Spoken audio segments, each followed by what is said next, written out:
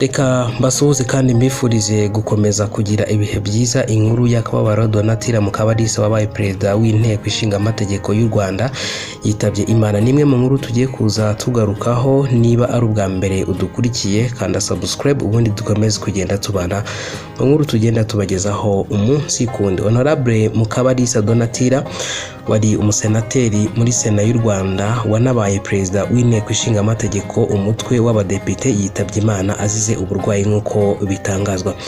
Inkuru y'urupfu rwa Honorable Donatilla Mukabalisa yamenyekanye mu gitondo cyo kuri uyu wa kane tariki ya 30 Nyakanga 2026 aho yitabye Imana nyuma y'iminsi arwariye mu bitaro byitiriwe Umwami Faisal mu mujyi wa Kigali. Amakuru dukesha umwe mu bari bazi uburwayi bwa Honorable Mukabalisa Donatilla yavuze ko nyakwigendera yari amaze igihe arembye, ndetse uyu waduhaye amakuru atubwira ko nawe inkuru y'urupfu rwe yayimenye muri iki gitondo. Uyu waduhaye amakuru yagize ati nibyo Donatilla Mukabalisa wari umusenateri muri Sena y'u Rwanda yitabye Imana azize uburwayi. Yakomeje agira ati yari amaranye igihe uburwayi, yari arwariye mu bitaro byitiriwe Umwami Faisal, ndetse bamwe mu bo bakoranaga barimo abasenateri bari bamaze iminsi bajya kumusurayo.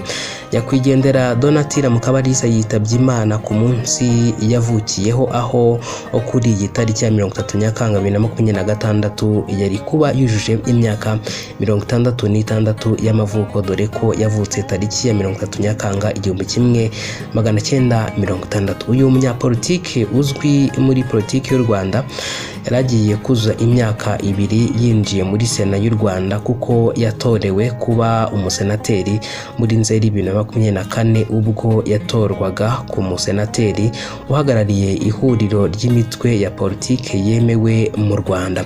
Icyo gihe yagiye muri Sena nk'umusenateri nyuma y'igihe kinini yari amaze ari umudepite, aho yayoboye umutwe w'abadepite bwa mbere atorerwa kuba umudepite muri 2003, aho yagejeje mu mwaka wa 2008 akiri muri uyu umutwe.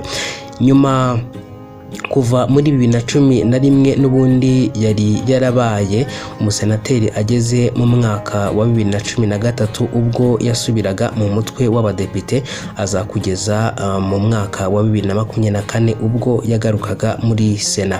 Uyu munyapolitike wize ibijyanye n'amategeko wanayigishije muri kaminuza imwe mu bashinze ishyaka riharanira ukwishyira ukizana kwa buri muntu PR Parti Liberal.